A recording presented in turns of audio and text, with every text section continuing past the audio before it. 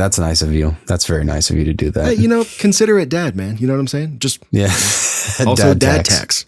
Yes. Yes. I'm so glad you said that. Hello and welcome to the 90s Nightmares podcast. We're happy you're here. If you grew up watching or even just enjoy rewatching shows like Are You Afraid of the Dark, Goosebumps, if you liked reading scary stories to tell in the dark, if your favorite episodes of Hey Arnold, Boy Meets World, and Batman were all the Halloween-themed episodes, congratulations. You made it. You found your new favorite podcast. Welcome home. Yes. Welcome. My name is Darek. I'm one of your hosts. I have another host. And that would be Booze, and that would be me. And we're both very happy you're here. Thank you. In this episode of the 90s Nightmares podcast, we are diving headfirst into season 1, episode 4 of Are You Afraid of the Dark? This one's called The Tale of the Twisted Claw. And there's a few reasons why this one is as special as it is. But before we get into that, this episode of the 90s Nightmares podcast is brought to you by Mini 3D Print Shop.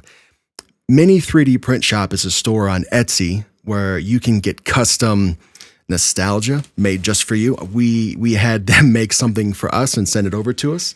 If you're watching on video version, you can see Booze's already, probably.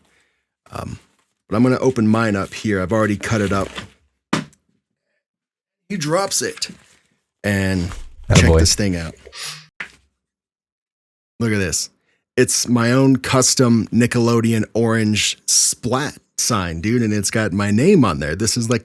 Yeah, it's awesome. It's so awesome. It's so sweet, dude. It's one of the coolest things that like I've ever seen and owned. I mean, I can't. Yeah. It's dope, dude. And the quality is nice too. Yeah, it's phenomenal. It's 3D printed because the name of the shop is Mini 3D Print Shop, but it's I've had some 3D printed stuff that like doesn't hold up. Yeah, it's solid. You can feel like immediately you can tell it's solid and like, oh, okay, this is great quality. Yeah, for sure. So if that interests you whatsoever, I can't recommend this shop enough. Like, yeah, it's awesome. You should. Sure. Did you get a little?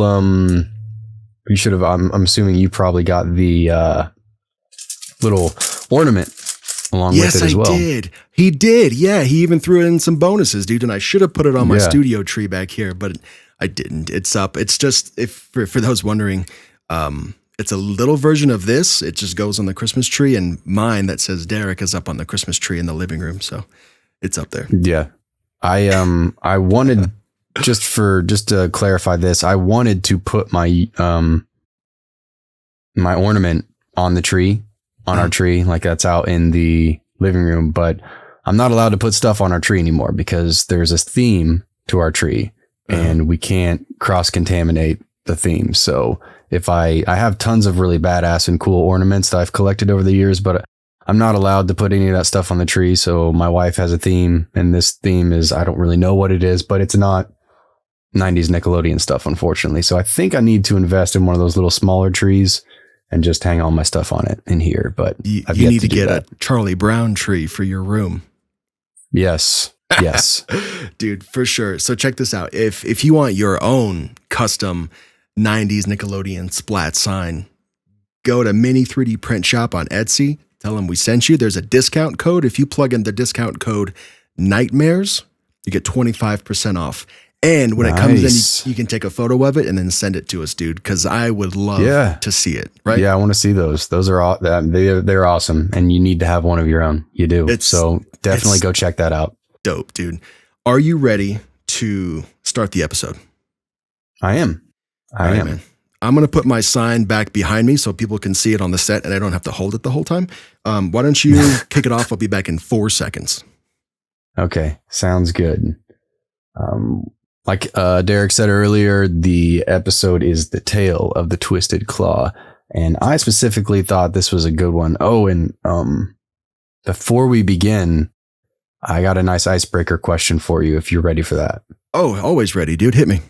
Yeah. Okay. So I randomly thought about this, but what's something, an item, and this can be food, drink, whatever, topping, condiment, whatever first comes to your mind.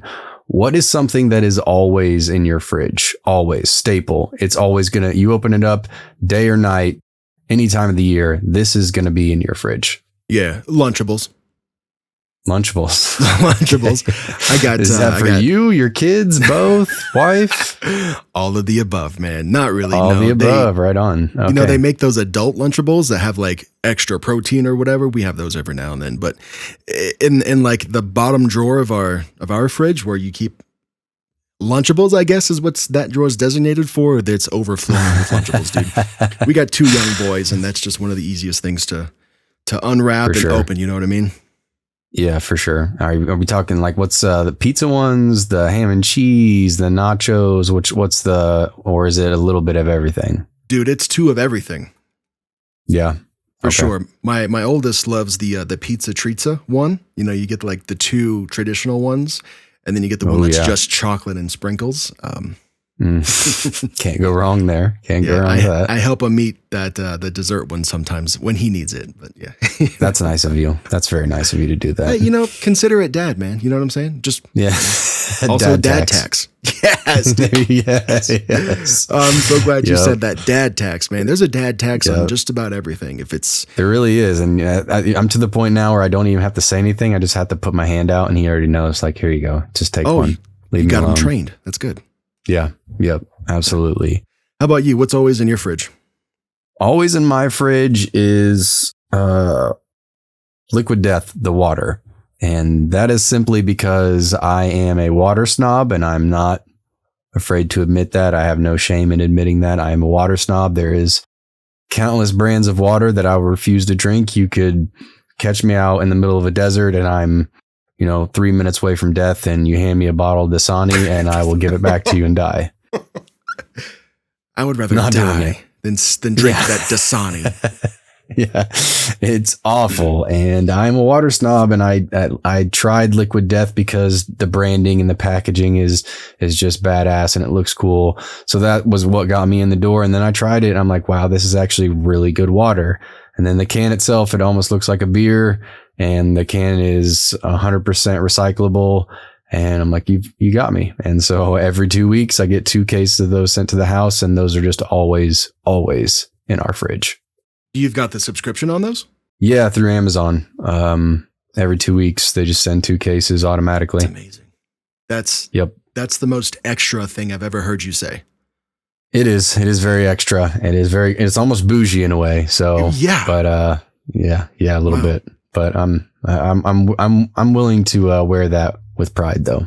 See, I always thought it was more than just water. I thought it was like a trick or like a gimmick. You know what I mean? Like you could bring it to work and it's just water, boss. But really, it's not. I always thought it was something like that. Yeah, funny enough, my wife went to our son's doctor's appointments a couple of months back, and she had one of those in her hand, and she set it down on the counter, and she could tell like the vibe immediately changed between her and the doctor. Like once she made eye contact with her, made eye contact with the can, and then made eye contact with her again. And then she was like, oh, are we not allowed to have like, drinks or liquids in here? And she's like, no, but, she's like, it's just water. She's like, oh, she's like, I thought you were drinking a beer at like 9 a.m. like with your kid in here. And she's like, no, it's just water. I promise. Like and you can look it up, whatever. But yeah, it was funny enough. I think that's a part of the brand too. It almost looks like it and you kind of get that feel. And I think I've watched videos as well. I don't know.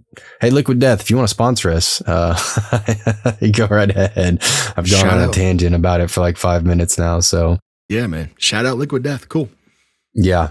But with all that being said, let's move on to why we're really here. And that is the tale of the Twisted Claw. Did you know, Booze, that, sorry to interrupt, but I need to drop No, go ahead. A super fun fact on this one. Okay, let's hear it. This was the only episode out of all 91 of them that had 2 original air dates. Did you know that? 2 original air dates? Really? Yeah. No, I did not know that. It's kind of oxymoronic to have 2 original air dates, but the first one was on Halloween night, 1990. This was when DJ McHale was pitching the show to Nickelodeon before it became what we knew it to be. He recorded The Tale of the Twisted Claw, and it aired October 31, 1990 on Nickelodeon. And when DJ McHale found out that they were airing it, his show, his pitch on Halloween night when kids that were going to be watching the show were out trick-or-treating or like babysitting their kids out trick-or-treating, he was pissed, dude. Mm-hmm. He was like, you're putting this show out when? You want it to fail? Right. Nobody's going to be home to watch it. That's the sentiment. So he was upset, bro. But I mean, you know, fast forward to now. I mean, it wasn't all that bad, was it? Yeah. Yeah. Yeah, that's funny. This was the story. Now, if you're watching this, you might have felt that like, hey, this one feels a little bit different than the first 3 that we've watched, right? That's why, because it was like 2 or 3 years old by then. They recorded the first air date with an entirely different Midnight Society. In fact, only one of them, Gary, stuck around for the recast, which we would then see in 1992. Okay. So they re-recorded all the campfire scenes, and they just reused, you know, the original story footage. So that's why it looks and maybe sounds a little bit different. But yeah, I definitely got that a little bit. You could sense that, right? And I almost thought that like it felt that way because I knew that this footage was, you know, 2 or 3 years old, older than the ones that we had been watching.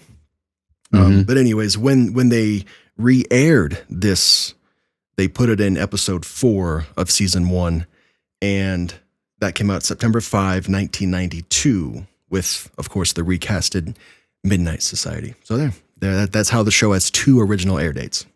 Wow. Okay, that's cool. I would have never known that. Will you walk us through the first little bit?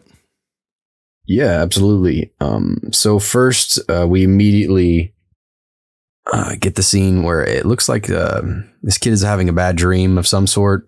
I'm not exactly sure. And it also, I don't know if you hit on this just yet or not, but you immediately, there's no scene with the campfire whatsoever. It just goes straight in. Correct me if I'm wrong. That's right, isn't it? Yeah, correct. Yeah, there's only 5 episodes out of all of them that don't start with the Midnight Society gathering around the circle. This is no. There's 2 of them. I forget. There's a few of them that don't start with us seeing the Midnight Society gathered around the campfire, and this is one of them. Yeah. Okay. Yeah. And it looks like he's just having a bad dream, and then there's some sort of Reaper or something. I'm not really sure. I'm not sure what you would classify that as or title that as. I'm not really sure what it was, but that's what it looked like to me. Was just like a Reaper or something. Is that what you got? He was so scary, dude. He was 8 feet tall, long black robes, couldn't see his face, and all that smoke that was billowing out from underneath him. Terrifying, dude. It almost, now that we're describing it, it almost sounds like, did you ever watch Batman, Mask of the Phantasm? Oh, yeah. It almost sounds like the Phantasm, right? Because he was this Reaper figure that would just had smoke follow him everywhere he went. That's true. Yeah, it is very similar to that, for sure. I should say she. Spoiler alert, sorry. Yeah. So it almost gave me like those vibes, which of course I'm immediately in love. And I don't remember if this story ever gets finished throughout the rest of this series. I hope it does, because the first 2 minutes were just amazing, dude. Yeah, I was definitely enjoying it, and then I was kind of like bummed out not long after that. I'm like, oh, this is not what this episode's about. Damn, like that would have been really good. I want to know what happens next. Let's keep going with that. Did you like that fake out after he woke up and then he looked over and he was still there?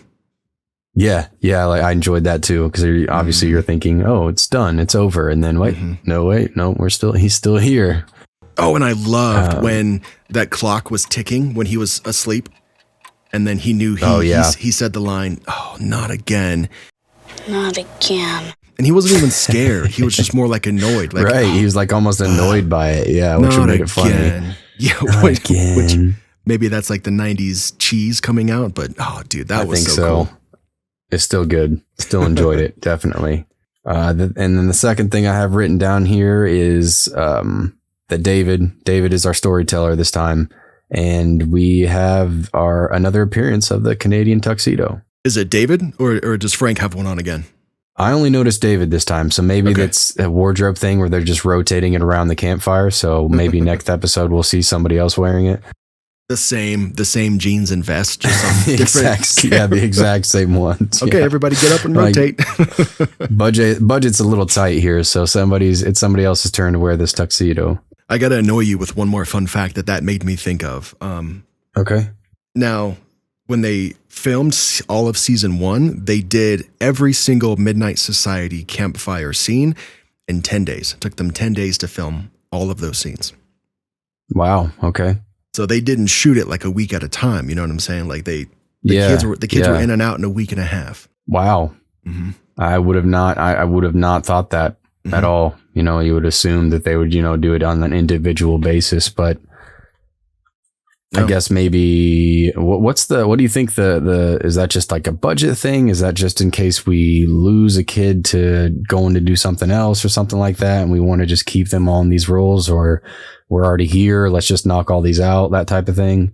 I think that makes sense. I mean, I remember reading that DJ McHale, he wanted to do an anthology, just like Tales from the Crypt or, a bunch of stuff that came. Twilight Zone was a big inspiration for this show. If we didn't have Twilight Zone, we likely wouldn't have Are You Afraid of the Dark? Yeah, that was a big inspiration. But I mean, so he knew that in order for young people to actually be vested in the show, there had to be some sort of recurring thing. So that's where the Midnight Society came from, because we get to see them at the front and at the end of every episode. Kind of gives us something to hold on to, and those are like our friends. You know what I mean? But it's got to come down to just schedules and just like logistics, man. Like if we could get 6 or 7 kids in the same place at the same time for 10 days, and that's an entire 13 weeks of content. Why wouldn't you do it? Yeah, I guess so. Yeah, that makes sense. That makes sense. So jumping back in here, it's Halloween night where we meet our the main characters for our story. Halloween. Well, I guess it's Mischief Night. I'm sorry. It's the night before Halloween. It's not Halloween yet. Yes. And they are running up on a house, throwing some toilet paper in some trees, putting some shaving cream on some car windows. Is that something were you doing that? Were you one of the little hellions running around the neighborhood doing stuff like that as a kid, or no? Nope. No, sir. No, I was at home doing my homework, or I don't know, man. I didn't even know Mischief Night was a thing until I was probably old enough or just beyond old enough to actually participate. So yeah, I don't know. You know what? Dad was military, so we grew up we basically moved every single year. And growing up on bases and stuff, there probably was not a whole lot of that going on, as opposed to like, I can see that. I can see that. You know what I'm saying? Or in the city somewhere. Yeah. That makes sense. So maybe that's why I never did. Did you? Yeah, I did. I didn't. I'm not sure if I was doing it quite at their age. It might have been a few years later than that, but I was definitely that kid. I had a group of friends that we did stuff like that with. Not like throughout the year, but yeah, definitely on, around Halloween time, we would definitely be in all of the small towns in our neighborhood, doing stuff like that. And was it more or ding less dong ditching and stuff like that? The same group of people for you every year? You mean like with the friends, or the same group of people we were doing that to?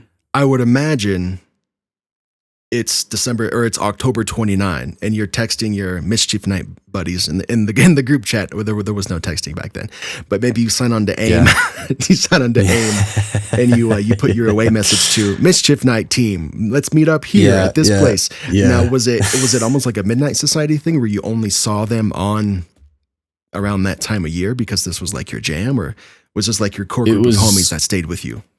Yeah, it was definitely just like the core group of friends. We would, is the stereotypical skateboarder crew that I hung around with, like when we're done skating and sneaking out at night and meeting up and smoking cigarettes and doing stuff like that, like the little edgy teen stuff, you already know. You probably spit on the sidewalk too, didn't you? You little rascals.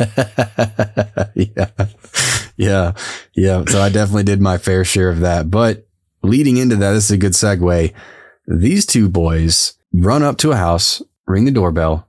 An older lady comes to the door, and they douse this woman in shaving cream on her face everywhere. And I can tell you right now, I've definitely done some some crappy things to people and TP'd and shaving cream and did stuff like that. But I was never bold enough to run up on somebody's door. I definitely ding-donged, ditched people's houses, but I never stayed and then sprayed them with shaving cream afterwards. Like, that was just asking to get caught, or even worse. I don't even know, but those kids had guts, I was right? shocked. Yeah. That takes some serious guts to do that. So I was a little shocked at that scene.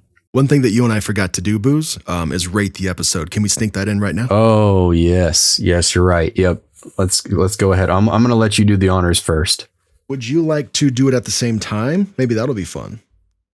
Okay. Yeah, we can do that. Let me see what I'm cruising through my notes and I don't see what I rated it, but I'm pretty sure I rated it. I think I know what it was. So let me count down 3, 2, 1, rate, and we'll give our own number out of 5 on the down. Are you ready? I'm ready. All right. 3, 2, 1, 4. 3.5. You waited. We didn't do it at the same time. God. No. But you gave it a 3.5? 3.5, yeah. To my 4, I guess it's in the same ballpark, but I want to figure out throughout the course of this episode why you didn't rate it as high as me. Okay.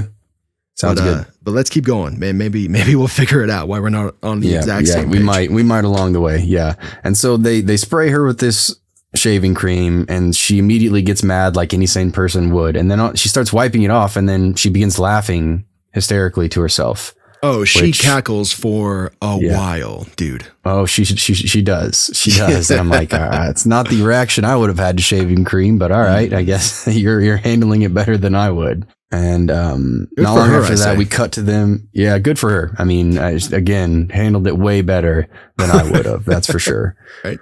Then we cut to them dressed up the next night on Halloween. And this is when we actually meet our main characters, like meet them. And there is Dougie and Kevin. That's right. And Dougie, that's a 90s name if I've ever heard one. Dougie. What's up, Dougie? Hey, Dougie, let's go to the arcade, Dougie. Yeah. I wonder if people who like real kids who went by Dougie back then still go by Dougie today, and they're like 35 and they're introducing themselves like, "Hey, I'm Dougie." Yeah, it sounds like something like, "Hey, what's up? I'm Dougie Fresh." Dougie, you teach me how to Dougie? That's what my brain goes to immediately. Yeah. I immediately think about Doug. I don't think I ever said Dougie, but I think about the 90s show Doug.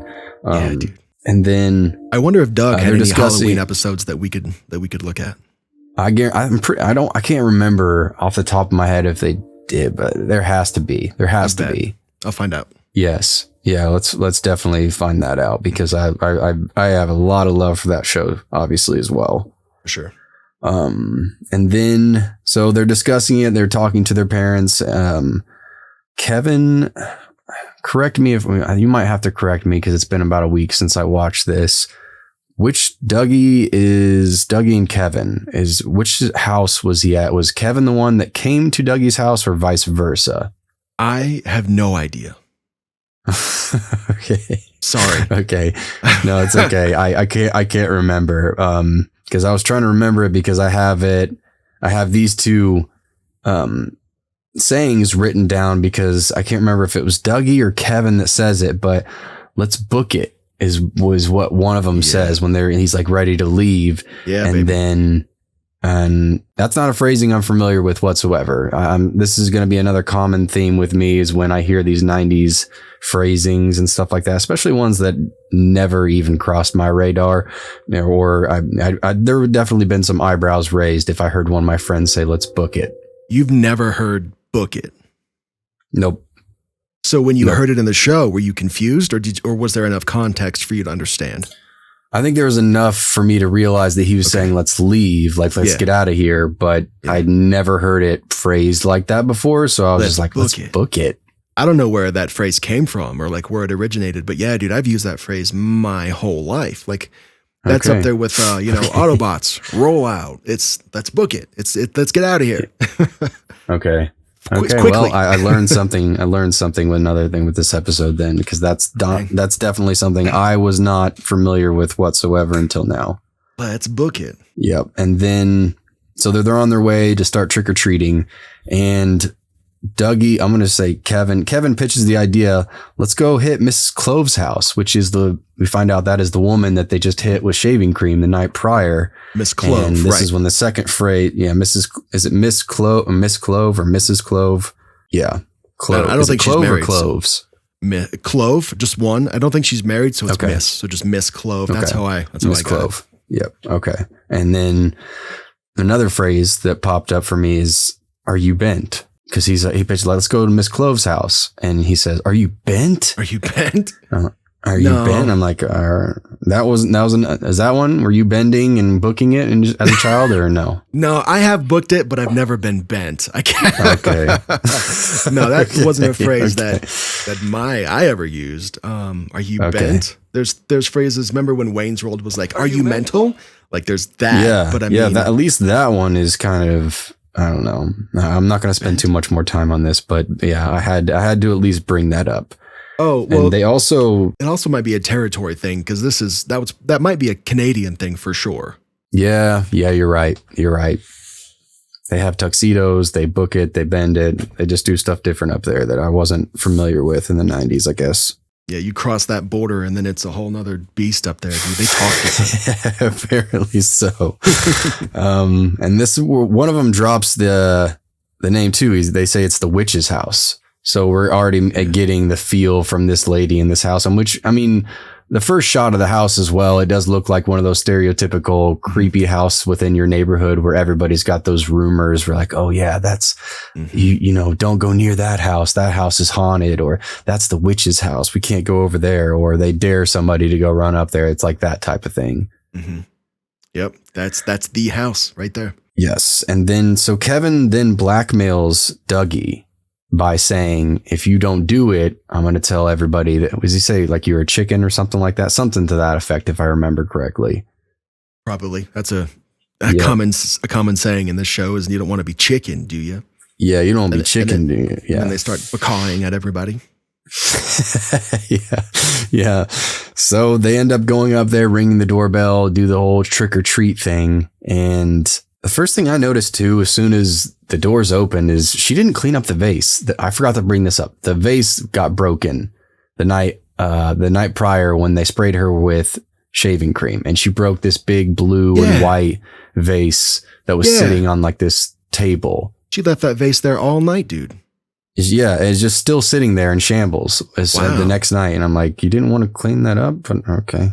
No, she's working on a spell that's going to make it clean up by itself, but that's easier than still just in motion. Doing it. Yeah, right, exactly. And so they trick or treat. They say trick or treat, and then she's like trick or treat. And so for a moment, it almost sounds like she doesn't know what trick or treating is until then she puts emphasis on the word trick. And so you're like, oh, I think, okay, what's she gonna do next? And what does she do next? Do you remember what she does next? I'm gonna guess she just cackles again for a long time.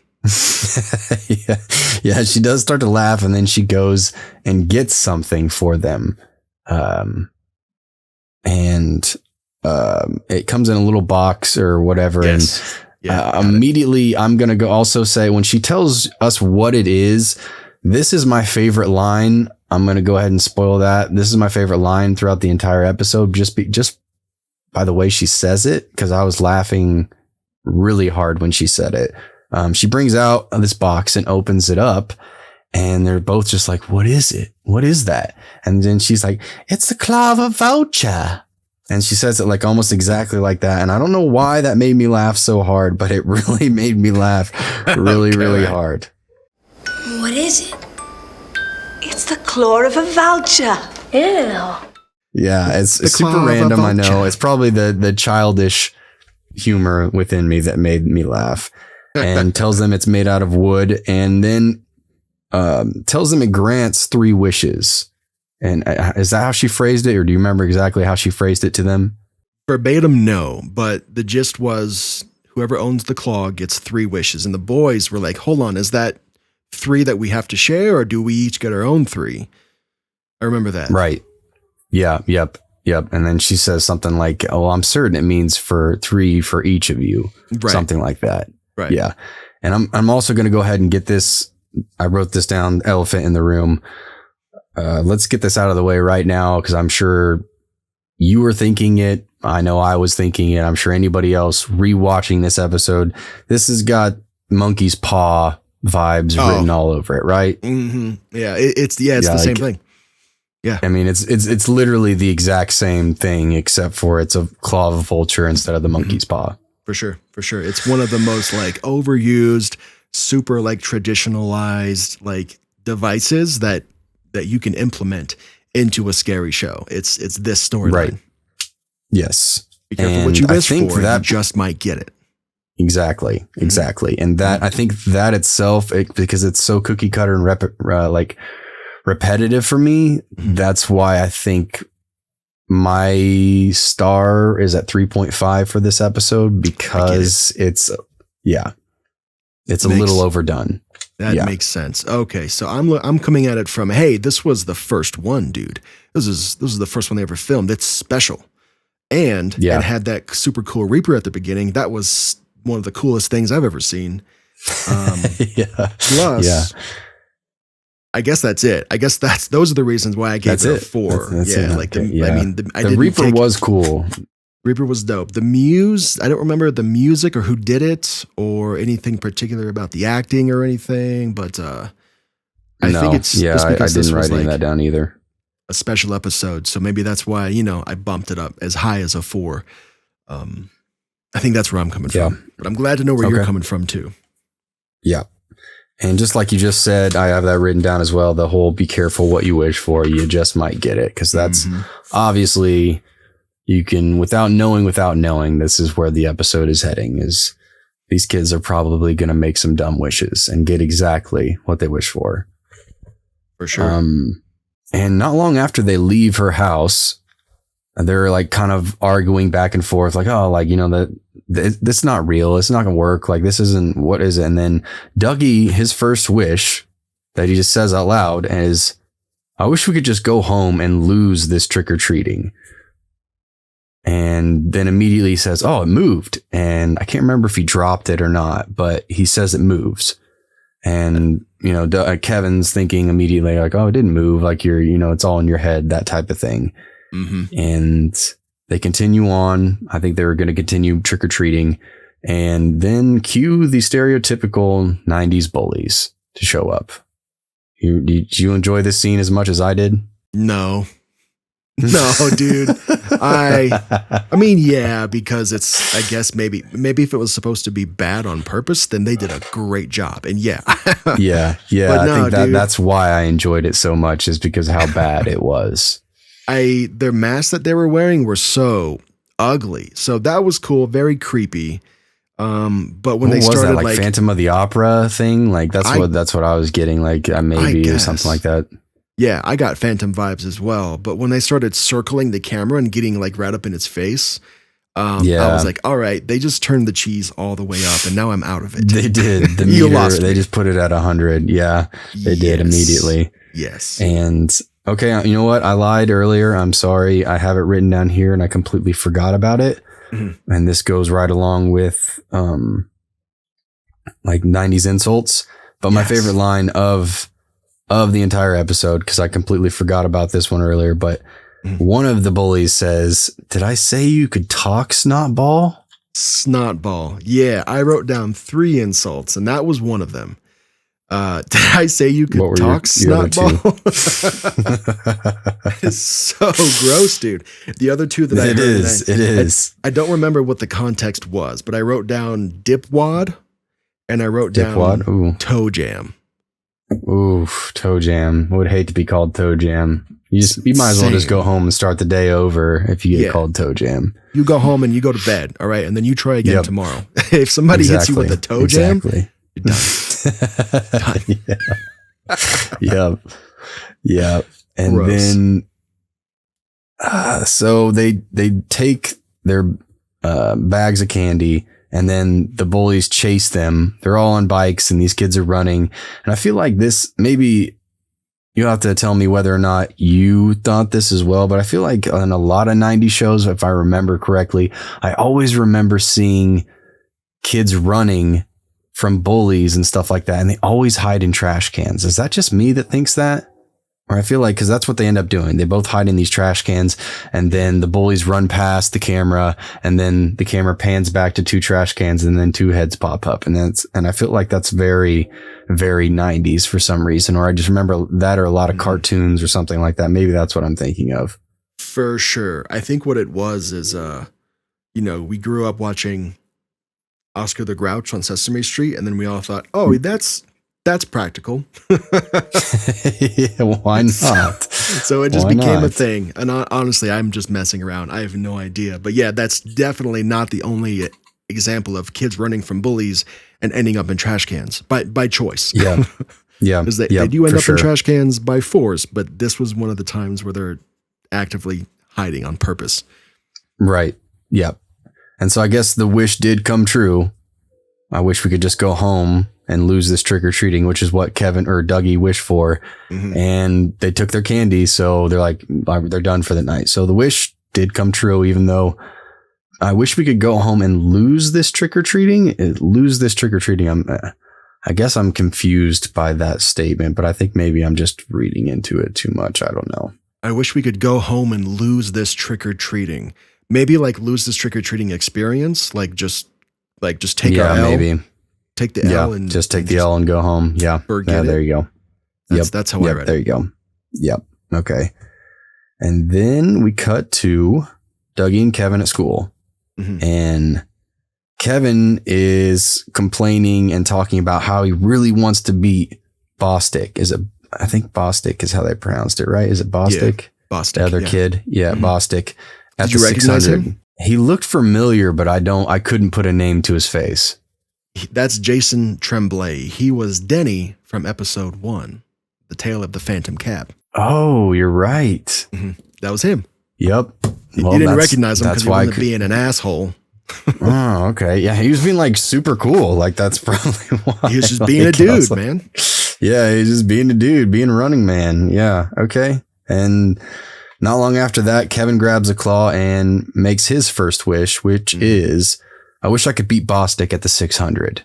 And then he has the same reaction. Oh, it moved. And then we cut to the 600-yard dash race. And I wrote this down too, because Bostic is like, Kevin seems like kind of an ass, because Bostic seems like really nice, because he looks over at Kevin and he even says before the race starts, "Good luck, Kev." He did. Yeah. He's what a nice guy.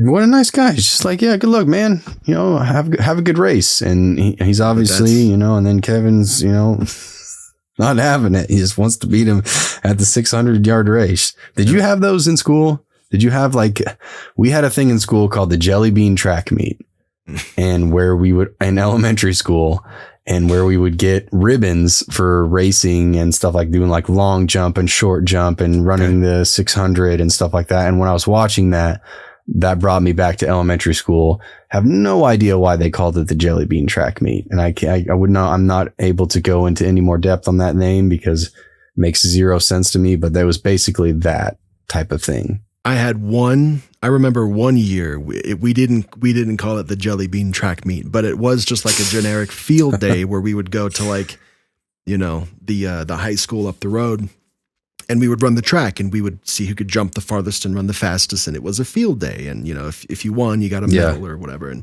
your parents got to come because they had to take you anyway. So they were there cheering you on and everything else. And you got to see who could jump the highest, We had that once. And I don't remember winning a single event. Oh, okay. I didn't know if you had a Bostic running next to you that you just couldn't stand and you needed to beat him or not. Or no, dude. When I'm 7 years old, even if somebody did wish me a good luck, I'm not hearing it. No, I guarantee I was probably not even racing. I was probably somewhere eating grass or something, at that age. It's like sitting down, Indian style, or, just eating grass or throwing grass up and like that. When's I didn't lunch? care about winning a race. Yeah, exactly. And I was, even as a kid, I hated running. I still hate running now. I know there's no way I was enjoying that day whatsoever. For sure. But yeah, anyways, so the race starts after he says, "Good luck, Kev." And I wrote down here, cue some 90s ass music. And do you remember that music during the race? But it was some 90s music, that's for sure. Not especially, no. No, it was good. It was Was it good like stuff. slow It was motion, really good stuff. like inspirational? Yeah, a little bit of that, and then I don't even. It's tough to describe. It really is. At some point, if you have time, I would definitely recommend going back and listening to it. And you'll immediately, as soon as you hear it again, you're like, "Oh yeah, that's some '90s music for sure." I think I'm with you. It's been a week or so since I've watched it, and so yeah, I'm fuzzy on it. It's all good. So Dougie hears something behind the tree, not long after the race begins, and we see a black dog appear, and then cue the slow-mo. So that's right. Yes, I remember that black dog. Now I forgot all about him. Yep. And so everything slows down. The race slows down. Kevin and Bostic, and then Dougie's watching this black dog appear and start running towards the boys in the race. And the dog ends up running directly in front of Bostic, causing him to fall. And Kevin ends up winning the race. That's the good old fashioned monkey's paw. I mean, twisted claw in action right there, dude. It's not gonna increase your stats. It's gonna decrease somebody else's. Exactly. You're getting what you wished for. It's just not in the way you thought it was going to happen. No. Yep. And for some reason, Dougie seems to be the only one who saw the dog too. That's right. Not really sure why. Yeah. I remember wondering intensely, does anybody else see this dog? But no, they later apparently for some reason he was the only one. I don't know why. Even Kevin didn't seem like he saw it. So do you think it was a hellhound? Ooh, I don't know. I did not make that connection until then, but I mean, it was a black dog, right. It very well could be, or maybe pulling from lore like that, Something to think about. Yeah, for sure. What happened next? Yeah. Yeah. And then we cut back to the campfire, and he tells us that that Dougie's parents are going to a dance. And it's your thing. You always talk about how they, what way are they going to get rid of the parents in this scenario or this episode, and that's how they do it. For sure. It was pretty easy to ditch the parents at first because it's mischief night. It's Halloween night. Yeah. Or we're at school. Yep. Like, parents are not supposed to be at those things. But now another way to get rid of them is just to send them to a dance, right? Yep. Yeah. And then Kevin comes over with his new medal, and he's super stoked and, talking about how great it is and showing off this shiny, beautiful medal. The boys end up arguing back and forth about what they should do about their wishes, because they're now figuring out, after making, one wish of each of their own, hey, these wishes are coming true, but there's a catch, and there's a big catch in each one. We're getting what we want, but there's a huge downside to each one. This kid got hurt today. I can't remember exactly what, I think he said just broke his leg or something like that, but they're learning that there's consequences for their actions. Exactly. Mm-hmm. Exactly. Mm-hmm. And Dougie's talking about how he wants to tell his folks about what's going on. And he keeps bringing that up. He's like, I want to tell my folks, I want to call them. I want to do that. And then Kevin, knowing what these wishes are doing and what happens when we make this wish, he does something even crazier and says, I wish you would just lose your folks. Oh my God, dude. So stupid.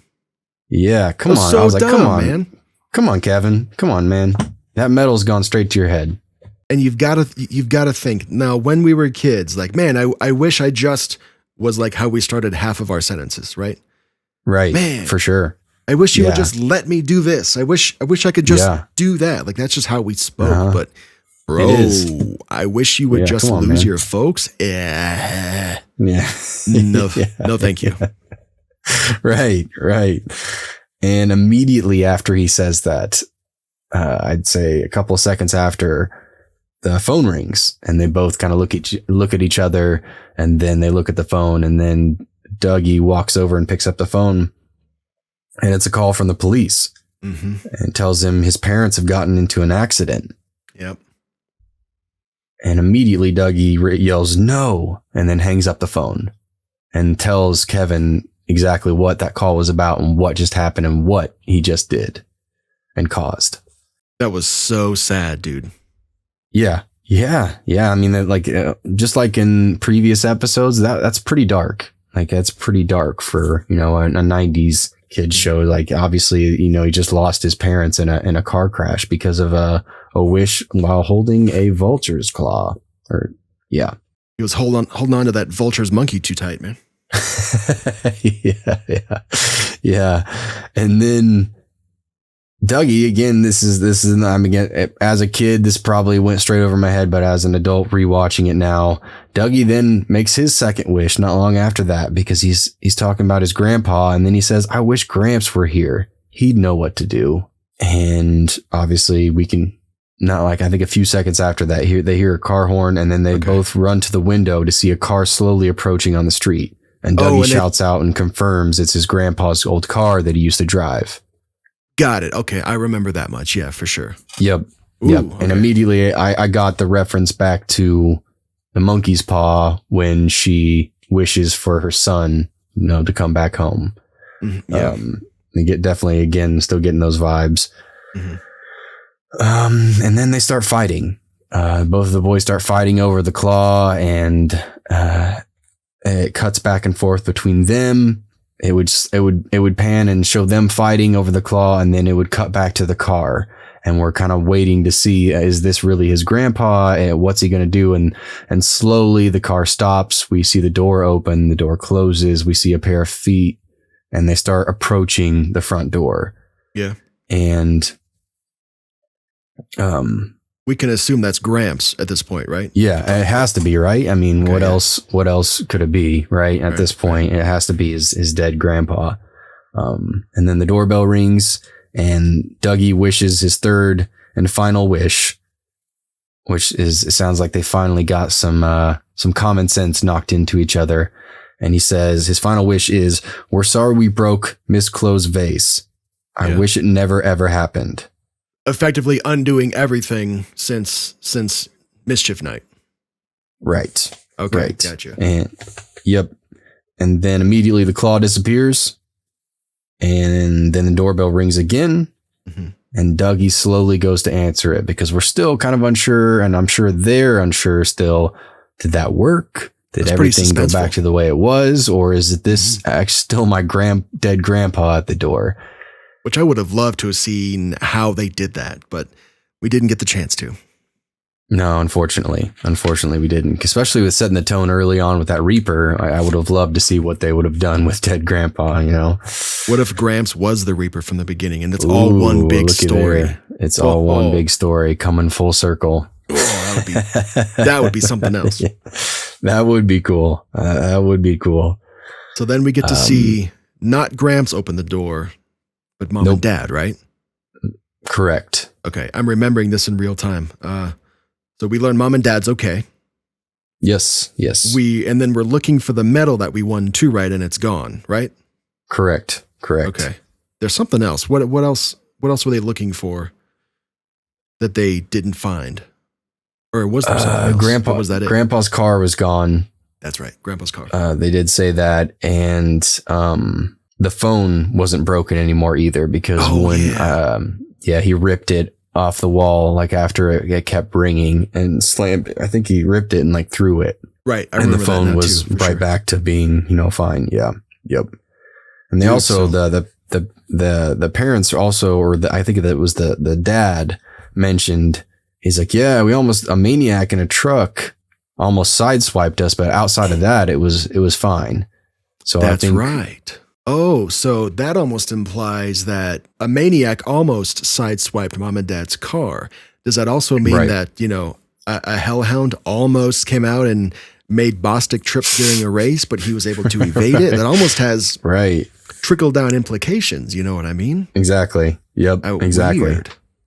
Now, okay, interesting. And then my mind goes to Mischief Night, where maybe the boys are talking themselves into ringing the doorbell, but then maybe they talk themselves out of it, because fast forwarding several days later, they're wishing for that to be undone, and here we are now. Weird. Mm-hmm. Yeah, it is weird. It's a cool mind game. Yeah, I like that. Speaking of the witch, her name is Anne Page. Do you know who she is and why she matters to the show? Ann Page. Nope, I do not. She's married to Aaron Tager, who plays Dr. Oh. Vink and Zebo Okay. throughout the series. Well, there you go. That's a Pretty nice cool, connection right? that I didn't know about. Yeah, that is cool. That is cool. I like that. It's so dope to see like a husband and wife like do stuff together and like be good at what they do. She was like a super creepy witch. So, and the fact that for sure. she made some For sure. acting choices that make us laugh 30 years later, and during the time, unsettling. Yeah, very much so. Very, very much so. She did a very good job. And I missed one. I almost forgot to mention this one thing. There's a quick musical note, a little stinger in the beginning of this episode that's almost identical to the 1978 Michael Myers Halloween stinger. Now, I'll put the clip of the Michael Myers stinger in here. And then I'll put the same clip that references that note from the Are You Afraid of the Dark episode here. It was the night before Halloween. And then you get to hear, and even the visual of the jack-o'-lantern in the window from the Are You Afraid of the Dark episode is just such a clear, homage. It's a hat tip to that movie. Yeah, absolutely. For Which sure. makes me think that, DJ McHale, or at least I think Jeff Fisher did the music for this one, at least were inspired by that movie to some degree, just to kind of say hello to that movie at this point. Yeah, for sure. 20 years later, because Halloween came out in 78, this episode, 90, so 18 years later. But I thought that was cool too. And I almost wore my 78 Halloween shirt, but I forgot. So whatever. Well, yeah, I guess there'll be plenty of opportunities for you for Don that shirt. It'll make an appearance. Here. Yeah. For those that for are sure. just listening on the podcast, there's also a video version of this podcast as well. It's on YouTube. Links to everything check that out are if you're interested. down below. Now, I almost want to say links are in the description down below because we're YouTubers and that's just how we talk. But in podcast it's hard land, not to. Yeah, it's show There's no notes. links. Yeah. Well, there are links in the show notes, which I think is the same thing as a description, but they just called something else. Oh yeah, you're right. Yep, you're right. Yeah, Ever heard a it's podcaster the say, verbiage. check the show notes for this? I think it's got to be the same thing. I think so. Was there anything else that you wanted to touch on this episode? We are running a little bit long, which is totally cool. It was a badass episode with a lot of stuff to talk about, but It was good. Yeah, it was good. I think the last note that I have here was the final, the way they ended the episode, which what I thought was cool was they do hear the doorbell ring one last time. And when they go to answer the door, there's nobody there, but it's the same vase that was broken at the beginning of the episode at Miss Clove's house. And all that has is just a note that says trick or treat on it. was that a monkey's paw thing too? Did that happen? I don't know if that was another head nod or anything to it or not, but I also have a very bad memory. yep. I'm sure somebody will let us know. Please, if you're watching on YouTube, comment how wrong we are. Yeah.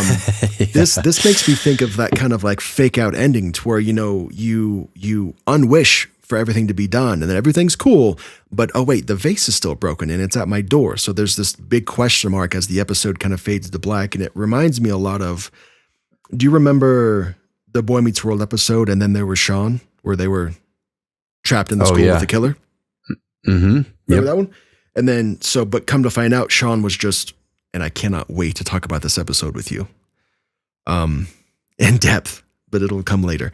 But at the end of this episode, Sean wakes up, right? And he just dreamt most of what's going on and everything's fine. They get to leave detention, go home, be safe. But then you hear the musical note go ding, and you get to see the killer was in the classroom the whole time. So it's almost like this, oh, everything was okay because he was asleep or because he wished it away and now we can end happily. But wait! And then that's how you end the episode. Yep. Right? Yep. And then leave you at the edge of that cliff. It's very much like that, which I thought was kind of cool. Yeah. No, I like those. And I definitely do. I like those a lot. Any last notes, brother? I think that's pretty much it. Okay. Well, if you are watching this in somewhat real time, this episode launched on December 21st. It's a Wednesday. You'll see I've got a couple of Christmas trees behind me. I want to wish you a Merry Christmas. And if you celebrate something else, happy whatever that is, make the best of it. Right now, this is our 4th episode. So thank you for following along with us. We invite you to watch the next episode as well. It's called The Tale of the Haunting Hounds. Nah, The Tale of the Hungry Hounds. What the fuck's it called? Hungry Hounds, yeah. Yeah, I think so. Okay. It's that one. So we're watching this. Hounds. Something about hounds. Hounds. Let me just flip to my next. The Tale of the Hungry Hounds. Got it. And Booze and I are watching this on Paramount Plus. So if you already have a subscription, tune in, watch the next episode. It's called The Tale of the Hungry Hounds. We'll see you in the next one in 2 weeks to talk about it. I can't wait to see you. Booze, anything else? I think that's it. Thank you for joining. We'll see you guys next time. I appreciate every single one of you. And make sure, again, we said it at the top of this episode, go check that shop out. Get yourself a splat, get yourself an ornament. It does great work. It's definitely good quality, and you won't be upset or you won't regret it. It's very cool. Get one for yourself and take a picture of it. Send it to us. All right, guys. Yes. See you in 2 weeks. Later.